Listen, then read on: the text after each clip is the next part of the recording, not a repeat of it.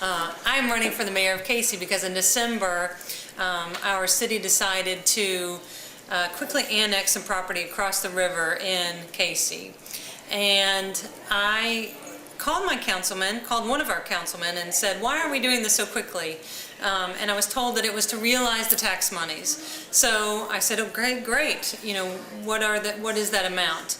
And they didn't know. So I researched myself what the tax monies were, and in the process found out that it was only $15,000 that we would realize from that property, but then also realized a lot of mistakes that were being made in the process. And so I shared with council at the last vote that I hoped that they were doing their due diligence in making this decision for Cayce, and that if they were, they would surely know of the mistakes that they had made in the process.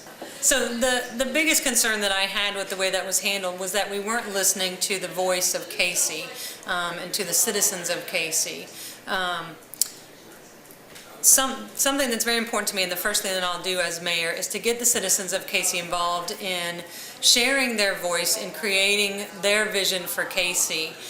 When you have a city like Cayce where 60% of the residents have been here 20 years or more, that voice, their voice, is our best asset. We need to be listening to that voice and utilizing that in deciding where we go from here in Cayce. So we'll take that vision and we'll turn that into a community-driven strategic plan, and then be able to prioritize our budget around that strategic plan so that we can fund our priorities, so that we can reach our goals.